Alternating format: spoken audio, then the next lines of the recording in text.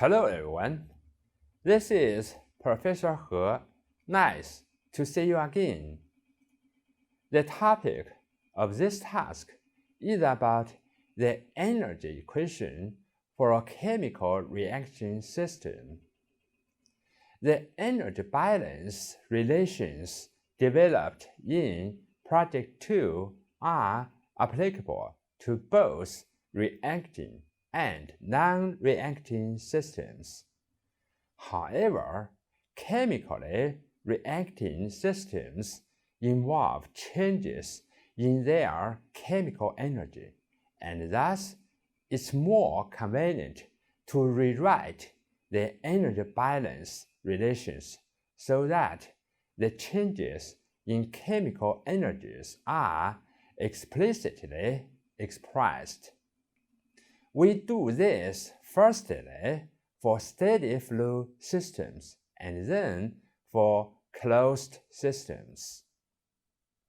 In the reacting system, the work includes 1. The work relating to volume change, W.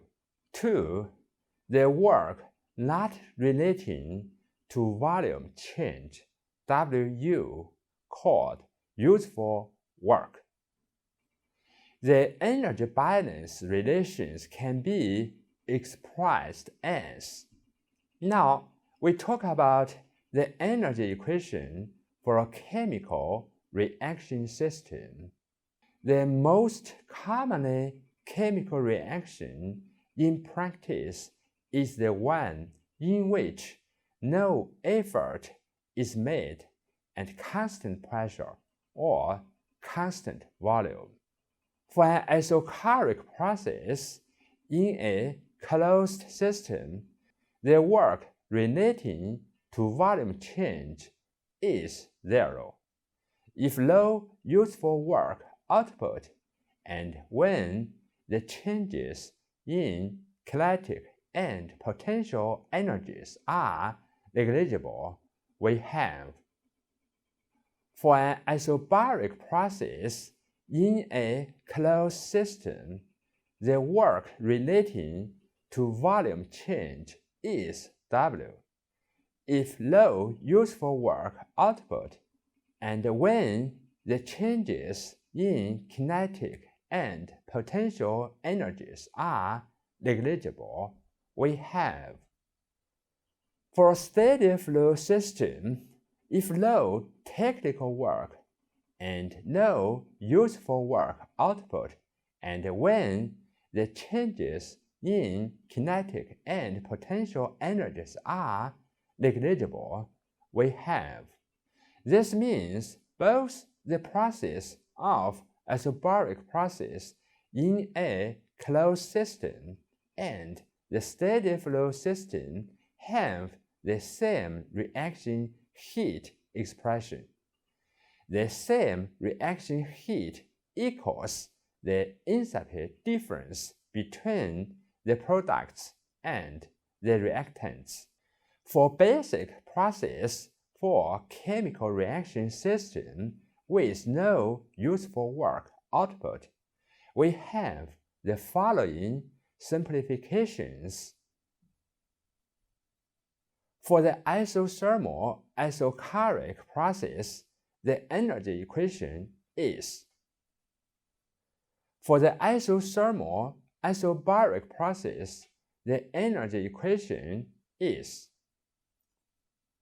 For the adiabatic isochoric process, the energy equation is. For the adiabatic isobaric process, the energy equation is. The heat output difference during a combustion process is.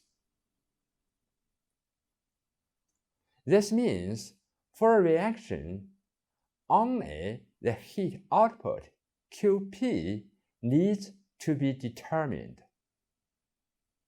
Secondly, let's talk about the enthalpy of a component. We need to express the enthalpy of a component in a form suitable for use for reacting systems. That is, we need to express the enthalpy such that it's relative to the standard reference state and the chemical energy term appears explicitly. When expressed properly, the enthalpy term should reduce to the enthalpy of formation, H if 0, and the standard reference state.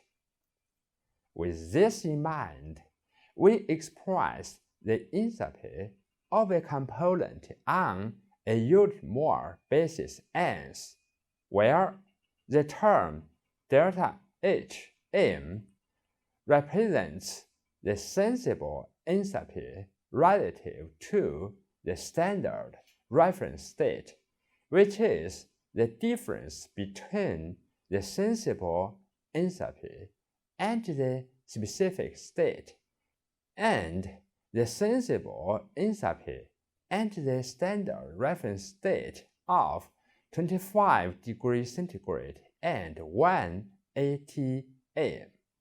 This definition enables us to use enthalpy values from the above tables regardless of the reference state used in their construction.